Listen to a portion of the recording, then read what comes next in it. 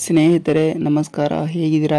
ಎಲ್ಲರೂ ಚೆನ್ನಾಗಿದ್ದೀರಾ ಅಂತ ಅನ್ಕೋತೀನಿ. ನೋಡಿ ಸ್ನೇಹಿತರೆ, ಈಗಾಗಲೇ ಗೃಹಲಕ್ಷ್ಮಿಯ 11ನೇ ಕಂತಿನ ಹಣವನ್ನು ಪಡೆದುಕೊಳ್ಳುವ ಎಲ್ಲಾ ಕರ್ನಾಟಕದ ಮಹಿಳೆಯರಿಗೆ ಭರ್ಜರಿ ಗುಡ್ ನ್ಯೂಸ್ ಅಂತಾನೆ ಹೇಳಬಹುದು. ಏಕೆಂದರೆ ರಾಜ್ಯ ಸರ್ಕಾರದಿಂದ ಬಂದ ಮಾಹಿತಿಯ ಪ್ರಕಾರ 10ನೇ ಕಂತಿನ ಹಣವನ್ನು ಪಡೆದುಕೊಂಡಿರುವ ಕರ್ನಾಟಕದ ಎಲ್ಲಾ ಮಹಿಳೆಯರಿಗೆ 11ನೇ ಕಂತಿನ ಹಣವನ್ನು ಬಿಡುಗಡೆ ಮಾಡಲು ಸರ್ಕಾರ ಒಂದು ಹೆಜ್ಜೆಯನ್ನು ಇಟ್ಟಿದೆ. ಆದ ಕಾರಣ ನಿಮಗೆ ಪೂರ್ತಿಯಾಗಿ ಮಾಹಿತಿ ಬೇಕಾದರೆ ನಮ್ಮ ಚಾನಲ್ಗೆ ನೀವು ಮೊದಲ ಬಾರಿ ನೋಡಿದರೆ ಚಾನಲ್ಗೆ ಸಬ್ಸ್ಕ್ರೈಬ್ ಮಾಡಿ ಮತ್ತು ಪಕ್ಕದಲ್ಲಿರುವ ಬೆಲ್ ಐಕಾನ್ ಕೂಡ ಕ್ಲಿಕ್ ಮಾಡಿ. ವಿಡಿಯೋನ ಪೂರ್ತಿಯಾಗಿ ನೋಡಿ ಸ್ನೇಹಿತರೆ, ಕರ್ನಾಟಕ ರಾಜ್ಯ ಸರ್ಕಾರ ಈಗಾಗಲೇ ಪ್ರತಿ ಮಹಿಳೆಯರಿಗೂ ಕೂಡ ಗೃಹಲಕ್ಷ್ಮಿ ಅಂತ ಯೋಜನೆಯ ಮೇಲೆ 2,000 ರೂಪಾಯಿ ಹಣವನ್ನು ಕೊಡುತ್ತಾ ಬಂದಿದೆ. ಈಗ 11ನೇ ಕಂತಿನ ಹಣ ಮತ್ತು 12ನೇ ಕಂತಿನ ಹಣವನ್ನು ಬಿಡುಗಡೆ ಮಾಡುವ ಸರ್ಕಾರ ಹಮ್ಮಿಕೊಂಡಿದ್ದು, 11ನೇ ಕಂತಿನ ಹಣವನ್ನು ಇವತ್ತಿನಿಂದ ನಿಮ್ಮ ಖಾತೆಗಳಿಗೆ ಜಮಾವಣೆ ಆಗುತ್ತದೆ. ಈ ಜಿಲ್ಲೆಗಳಲ್ಲಿ ನಿಮ್ಮ ಜಿಲ್ಲೆ ಇದ್ದರೆ ನಿಮಗೆ ಈ ತಿಂಗಳು ಅಂದರೆ ಈ ತಿಂಗಳಿನಲ್ಲಿ ನಿಮ್ಮ ಖಾತೆಗಳಿಗೆ 11ನೇ ಕಂತಿನ ಹಣವನ್ನು ಜಮಾವಣೆ ಆಗುತ್ತದೆ. ನೋಡಿ ಸ್ನೇಹಿತರೆ, ನಿಮಗೆ ಗೃಹಲಕ್ಷ್ಮಿ 11ನೇ ಕಂತಿನ ಹಣವನ್ನು ಬರಬೇಕಾದರೆ